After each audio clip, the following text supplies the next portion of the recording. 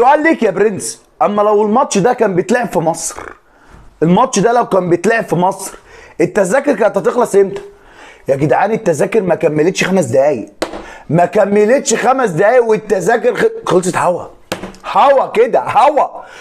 اللي يحاول يقلل من ديربي الاهلي والزمالك يبقى عنده حاجه في نفسه، في حاجه في نفسيته. تقلل من مين يا ابني؟ قولوا لي الكوره ديت معموله عشان ايه؟ الكوره دي معموله عشان ايه؟ مش عشان خاطر الجمهور، مش عشان خاطر الجمهور ويتفرج والجمهور، ما هو النادي اللي ملهوش جمهور ملوش لازمه. ماشي؟ فلما يبقى عندك جمهور اهلي وجمهور زمالك، يا جدعان نهائي كاس مصر التذاكر ما كملتش 5 دقايق، ما كملوش 5 دقايق وخلصوا. يعني مع احترامي لدوله السعوديه كلها وكل الانديه السعوديه، قولوا لي ماتش كده يعني التذاكر بتاعته خلصت في الوقت ده في السعوديه، يعني في ماتشات السعوديه كلها مش هتلاقي. والله ما هتلاقي. يعني هات ماتش مثلا ايه الهلال والنصر وسمعني كده التذاكر بتخلص في قد ايه؟ مش في الرقم ده. التذاكر ما تخلصش في الوقت ده، ممكن يقعد 2 3 كده. جدعان التذاكر ما كملتش.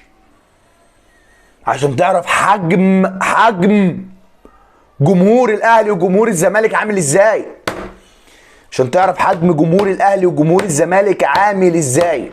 فدي حاجه بجد تشرف. باذن الله بقى نشوف كوره حلوه. نفسي اشوف ماتش جامد، نفسي اشوف ماتش كوره، نفسي باذن الله يعني نقدم ماتش ونوريهم الديربي بيبقى عامل ازاي، نوريهم الديربي بيبقى عامل ازاي.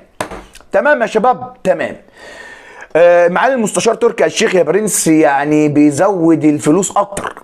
قال لك دي جايزه اضافيه، الكسبان اللي هو في فلوس بتاعت الكسبان البطوله والكلام ده، في نظام مش عارف ياخد 250,000 او 300,000 دولار والكلام ده.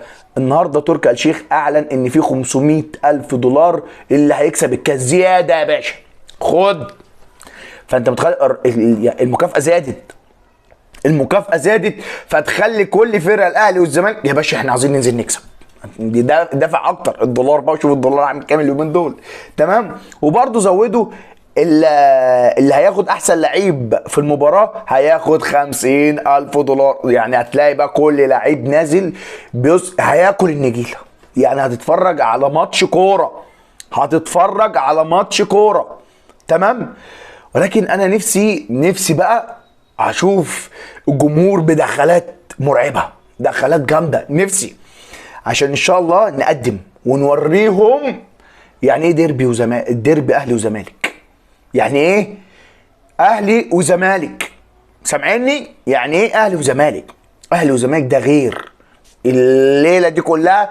يعني هم كبار افريقيا وكبار الشرق الاوسط بلا منازع. يعني مفيش مقارنه، مفيش.